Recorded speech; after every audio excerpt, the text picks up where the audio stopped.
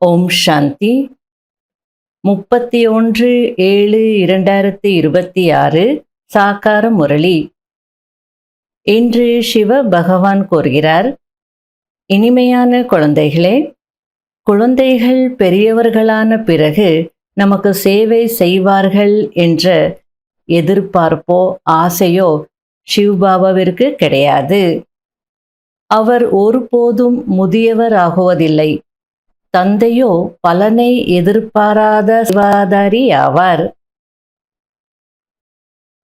கேள்வி: போலாநாத் அதாவது கள்ளங்கபடமற்ற சிவபாபா குழந்தைகளாகிய நம் அனைவரின் மிக பெரிய வாடிக்கையாளராக இருக்கிறார். எப்படி? பதில்: பாபா கூறுகிறார், நான் எப்படிப்பட்ட கள்ளங்கபடமற்ற வாடிக்கையாளர் என்றால், உங்களுடைய அனைத்து பழைய பொருட்களையும் வாங்கிக் கொண்டு விடுகிறேன். மேலும் அதற்கு பதிலாக அனைத்து புது புது பொருட்களை கொடுக்கிறேன். நீங்கள், பாபா, இந்த உடல் மனம் பணம் அனைத்தும் உங்களுடையது என்று சொல்கிறீர்கள். அதற்கு கைமாறாக உங்களுக்கு அழகான உடல் கிடைத்து விடுகிறது, அளவற்ற செல்வம் கிடைத்து விடுகிறது. முரளியின் பாடல்: போலாநாத் தனிப்பட்டவர், அவர் போல் வேறு யாரும் இல்லை. ஓம் சாந்தி. பக்தி மார்க்கத்தில் இந்த பாடலை பாடுகிறார்கள். அதனுடைய அர்த்தத்தை தந்தை புரிய வைக்கிறார். போலாநாத் என்று யாருக்கு சொல்லப்படுகிறது என்பதை குழந்தைகளும் புரிந்து கொண்டு விடுகிறீர்கள். அதாவது பக்தியில சங்கரனை தான் போலாநாத் அப்படின்னு சொல்றாங்க. ஆனா இப்போ குழந்தைகள் புரிஞ்சுக்கிட்டீங்க அப்படின்றார். உண்மையிலும் கள்ளங்கபடமற்றவர் யார், எதற்காக அவருக்கு அந்த பெயர் அந்த மகிமை வந்திருக்குன்றது நீங்க புரிஞ்சுக்கிட்டீங்க அப்படின்றார். தேவதைகளுக்கு போலாநாத் என்று சொல்ல மாட்டார்கள். அதே நேரத்தில் குசேலர் 2 படி அவுல் கொடுத்தார், அரண்மனை கிடைத்துவிட்டது என்று பாடப்பட்டிருக்கிறது. அது கூட எவ்வளவு காலத்திற்காக? 21 பிறவிகளுக்காக. இப்பொழுது தந்தை வந்து பாரதவாசிகளுக்கு உண்மையில் வைரம் வைடூரியங்களின் மாளிகைகளை கொடுக்கிறார் என்பதை குழந்தைகள் புரிந்திருக்கிறீர்கள். எதற்கு பதிலாக கொடுக்கிறார்? பாபா, இந்த உடல் மனம் பணம் அனைத்தும் உங்களுடையது என்று குழந்தைகள் சொல்கிறீர்கள். எல்லாம் உங்களால் கொடுக்கப்பட்டது என்கிறீர்கள். யாருக்காவது குழந்தை பிறந்தது என்றால் பகவான் கொடுத்தார் என்று சொல்கிறார்கள். பணத்திற்காகவும் கூட பகவான் கொடுத்தார் என்பார்கள். சொல்வது யார்? ஆத்மா. பகவான் என்றால் தந்தை கொடுத்தார். இப்பொழுது நீங்கள் அனைத்தையும் கொடுக்க வேண்டி இருக்கிறது என்று தந்தை கூறுகிறார். அதற்கு பதிலாக நான் உங்களுக்கு மிகவும் அழகான உடலை கொடுத்து விடுவேன், அளவற்ற செல்வம் கொடுப்பேன். ஆனால் யாருக்கு கொடுப்பேன்? அவசியம் குழந்தைகளுக்கு தான் கொடுப்பேன். லௌகீக தந்தையிடமிருந்து அற்ப காலத்திற்கு செல்வம் கிடைக்கிறது. எல்லையற்ற தந்தை எல்லையற்ற ஆஸ்தி கொடுக்கிறார். சுகதாமத்தில் சுகத்திற்கு எந்த ஒரு குறையும் இருக்காது. ஒவ்வொருவருக்கும் அவரவர் ராஜ்யம் இருக்கும். அதற்கு தூய்மையான கிருஹஸ்த ஆசிரமம் என்று சொல்லப்படுகிறது. அதாவது அவங்களும் இல்லறத்துல தான் இருப்பாங்க சத்தியுகத்துல. ஆனா அது தூய்மையான ஆசிரமமாக இருக்கும். ஆக தந்தை எவ்வளவு கள்ளம் கபடமற்றவர்! என்ன பெறுகிறார், மேலும் என்ன கொடுக்கிறார்? எவ்வளவு நல்ல வாடிக்கையாளராக இருக்கிறார்! பழையது அனைத்தும் உங்களிடமிருந்து பெற்றுக்கொண்டு புது உலகத்தில் உங்களுக்கு அனைத்தையும் கொடுத்து விடுகிறேன். எனவே வள்ளல் என்று சொல்லப்படுகிறது என்று பாபா கூறுகிறார். வள்ளல் கூட இவர் போல் வேறு யாரும் இல்லை. பலனை எதிர்பாராத சேவை செய்கிறார். நான் நிஷ்காமி, அதாவது பலனை எதிர்பாராதவன் என்று தந்தை கூறுகிறார். அதாவது உலகத்துல எல்லாருக்குமே சூக்ஷ்மத்துல ஒரு ஆசை, ஒரு எதிர்பார்ப்பு இருக்கதா செய்யும். பெற்றோர்களுக்கு கூட குழந்தைகள் வளர்ந்த பின்னாடி நம்மளை பார்த்துக்கணும் அப்படின்ற ஒரு சூக்ஷ்ம ஆசை இருக்கும். இப்போ நம்ம பாபாவினுடைய குழந்தைகள் சேவை செய்கிறோம். ஆனால் எல்லாருக்கும் என்ன ஆசை இருக்கும்? ஃபெமிலியாரிட்டி. மேடையில் வரணும், இல்லை ஃபோட்டோவில் வரணும், மேக்சைனில் வரணும். இப்படி ஒரு சூக்ஷ்மத்தில் எல்லாரும் என்னை பாராட்டணும், கை தட்டணும் அப்படின்ற அந்த ஆசை இருக்கு. ஏதோ ஒரு சுயநலம் இருக்கு. ஆனால் பாபா சொல்றார், நான் மட்டும்தான் பலனை எதிர்பாராதவன், தன்னலம் அற்றவன் அப்படின்னு சொல்றார். உலகத்தில் தந்தை முதியவர் ஆகும் போது குழந்தைகள் அவரை பராமரிக்க வேண்டும் என்ற நியமம் இருக்கிறது. இந்த தந்தை ஒருபோதும் முதியவர் ஆகுவதில்லை, எப்போதும் இளமையாக இருக்கிறார். ஆகையால எனக்கு எந்த ஆசையும் இல்லை அப்படின்றார். என்கிட்ட இருக்கிற எல்லாத்தையும் நான் உங்களுக்கு கொடுத்துட்டு வானப்பிரஸ்தத்துக்கு நான் போயிடுறேன். ஆத்மா ஒருபோதும் முதுமை அடைவதில்லை. நமக்கு வயதாகிவிட்டால் குழந்தைகள் நமக்கு சேவை செய்வார்கள் என்று லௌகீக தந்தை குழந்தைகள் மீது நம்பிக்கை வைக்கிறார்கள். ஆனா பாபாவுக்கு எந்த எதிர்பார்ப்பும் இல்லை, எந்த ஆசையும் இல்லை. அதே போல நீங்களும் இருங்க அப்படின்னு சொல்றார். அப்போ துன்பம் இருக்காது. நாம எக்ஸ்பெக்ட் பண்றோம், அவங்க அதை செய்யலைன்னு சொல்லும்போது நமக்கு தான் கஷ்டம். ஆனால் சிவபாபாவுக்கு சரீரமே இல்லை, ஆகையில இப்படிப்பட்ட எதிர்பார்ப்புகளோ நம்பிக்கையோ எதுவுமே இல்லை அப்படின்னு சொல்ல வர்றார். ஆன்மீக தந்தை ஆத்மாக்களாகிய நமக்கு இப்போது இந்த சரீரத்தின் மூலம் கற்பித்துக் கொண்டிருக்கிறார் என்பதை நீங்கள் அறிந்திருக்கிறீர்கள். ஆத்மாவை அழைக்கவும் செய்கிறார்கள் அல்லவா? அந்த காலத்துல யாராவது சரீரத்தை விட்டாங்கன்னா உடனே அந்த ஆத்மாவை வரவழைப்பாங்க பிராமணர்களுடைய சரீரத்துல. என்னுடைய தந்தையின் ஆத்மா வந்தது, ருசி பார்த்தது என்று சொல்கிறார்கள். ஆத்மாதான் சுவைக்கிறது. அதாவது சாப்பிட்றது அந்த பிராமணர்களாக இருந்தாலும் எந்த ஆத்மா வந்ததோ அல்லது எந்த ஆத்மாவை வர வச்சாங்களோ அந்த ஆத்மா தான் அந்த சுவையை எடுத்துக்குது. அந்த கான்செப்ட் சொல்றார். பிராமணர்களுக்கு உணவூட்டுகிறார்கள், ஆத்மா வருகிறது. அதுபோல நானும் இந்த பிரம்மனுடைய சரீரத்துல வரேன் அப்படின்றார். அதாவது ஆத்மாவை வர வைப்பாங்க, ஏதாவது சில விஷயங்கள் கேட்பாங்க. உயில் விஷயமோ சாவி விஷயமோ ஏதோ அந்த விஷயத்தை கேட்பாங்க. அப்போ அவங்க சொல்ற விஷயங்கள் எல்லாம் எப்படி இருக்கும்னா உண்மையா இருக்கும். நிறைய விஷயங்கள் அவங்களும் சொல்லுவாங்க.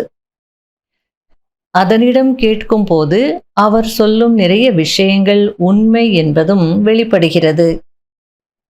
இந்த பித்ருக்கள் ஆகியோருக்கு படைப்பது இது கூட நாடகத்தில் பதிவாகி இருக்கிறது.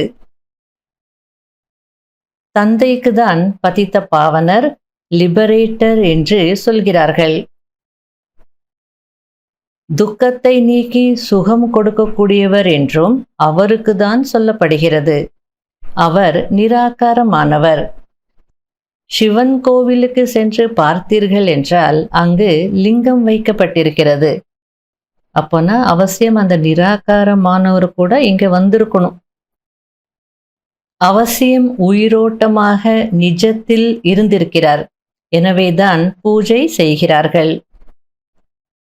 இந்த தேவதைகள் கூட எப்பொழுதாவது உயிரோட்டமாக நிஜத்தில் இருந்திருப்பார்கள். அதனால்தான் அவர்களுக்கும் மகிமை இருக்கிறது. அதுக்கப்புறம் இப்போதைய எக்ஸாம்பிள் சொல்லி பாபா அதை புரிய வைக்கிறார். நெஹ்ரு கூட உயிரோடு இருந்தார். ஆனால்தான் அவருடைய புகைப்படத்தை வைத்து மகிமை செய்கிறார்கள்.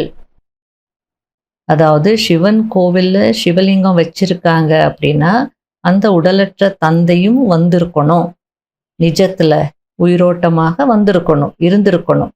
அதே போல தேவதைகளை மகிமை செய்கிறாங்க அப்படின்னாலும் அந்த தேவதைகள் எப்போதாவது உயிரோட்டமாக நிஜத்தில் இருந்திருப்பாங்க. அதனால்தான் அவங்களுக்கும் மகிமை இருக்கு. இப்போ எப்படி நெஹ்ரு சிலை வச்சிருக்காங்க, புகைப்படத்தை வச்சிருக்காங்கன்னா அவர் இருந்திருக்கிறார் அப்படின்றது நமக்கு தெரியும். அதுபோல பாபா அந்த கான்செப்டை புரிய வைக்கிறார்.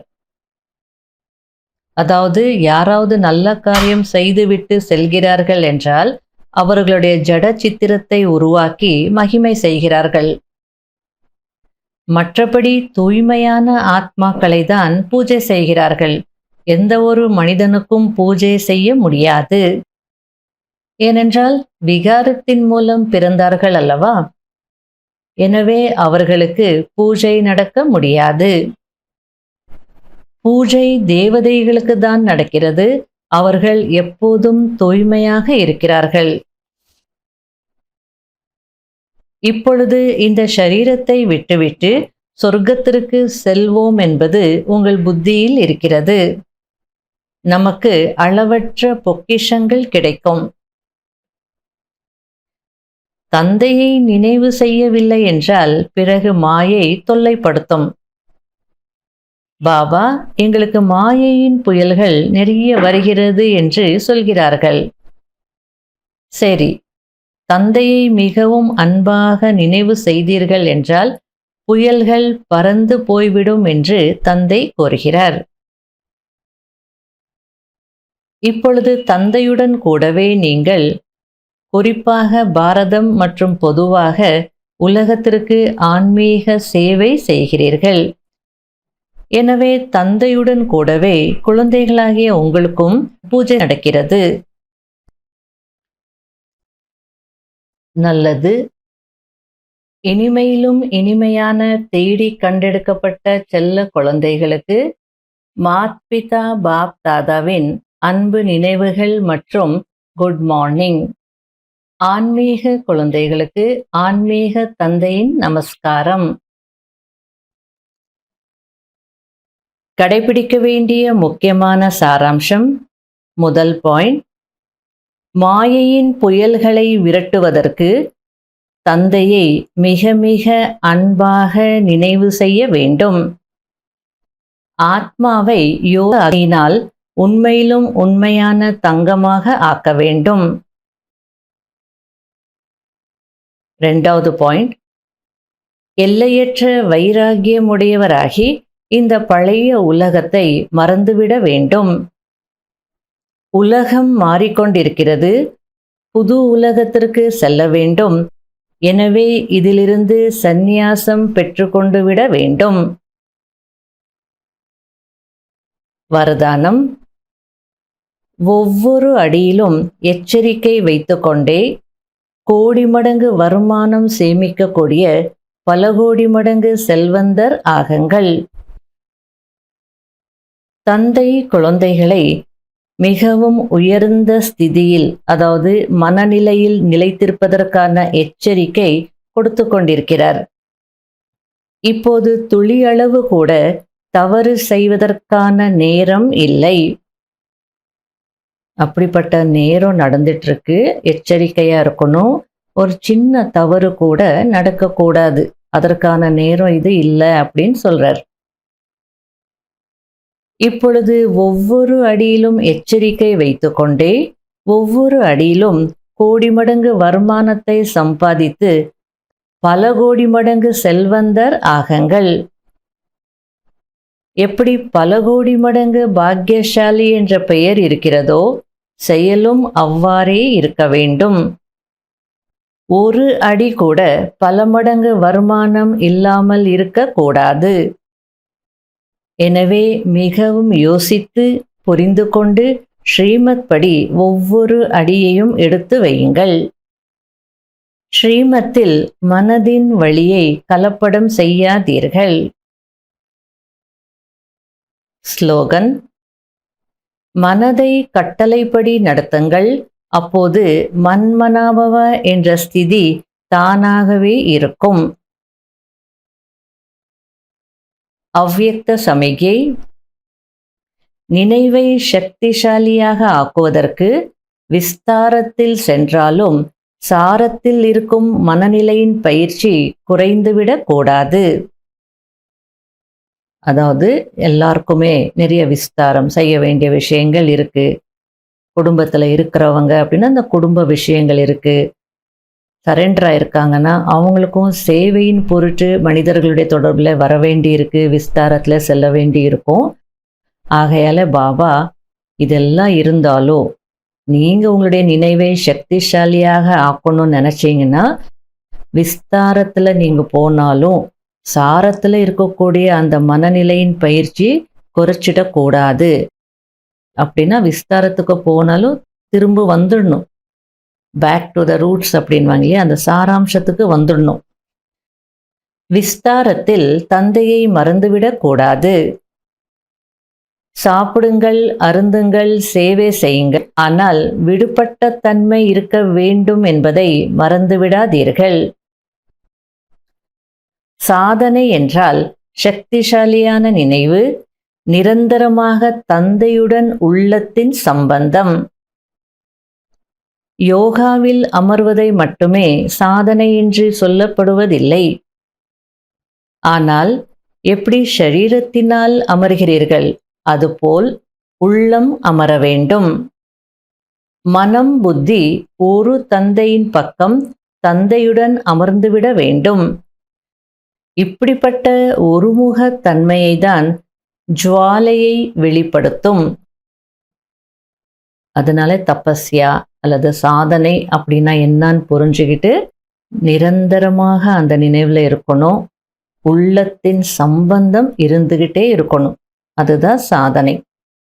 எப்படி உட்கார்ந்து செய்றீங்க அதுபோல உள்ளம் ஏகாகிரமாக அமரணும். இந்த ஒருமுகத்தன்மை தான் ஜுவாலையை வெளிப்படுத்தும் அப்படின்றார். ஓம் சாந்தி.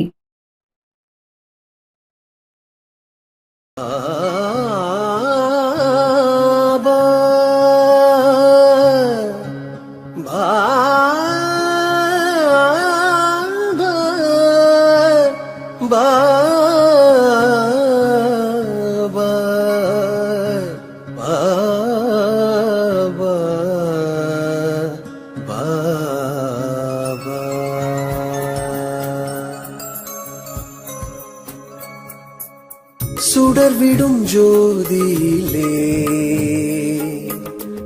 சுந்தரன் உன்னை கண்டோம். சுடர்விடும் ஜோதியிலே சுந்தரன் உன்னை கண்டோம். ஊனுயிரை மனம் மறந்து உன்னையே நினைந்திருப்போம். மனம் மறந்து உன்னையே நினைந்திருப்போம். இருள்மிகு மனதை ஒளிமயமாக்கவே, இருள்மிகு மனதை ஒளிமயமாக்கவே அருள் தரும் நல் தியானம் செய்வோம். உன்னையே நினைந்திருப்போம். உன்னையே நினைந்திருப்போம். சுடர்விடும் ஜோதியிலே சுந்தரன் உன்னை கண்டோம். ஓம் சாந்தி ஓம் சாந்தி ஓம் சாந்தி ஓம். ஓம் சாந்தி ஓம் சாந்தி ஓம் சாந்தி ஓம் ஓம்.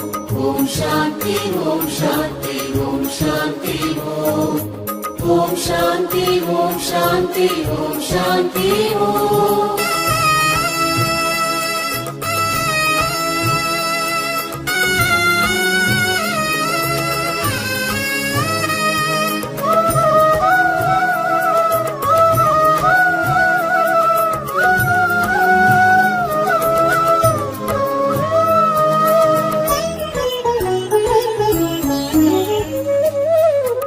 அன்பருள் வழங்குபவர்,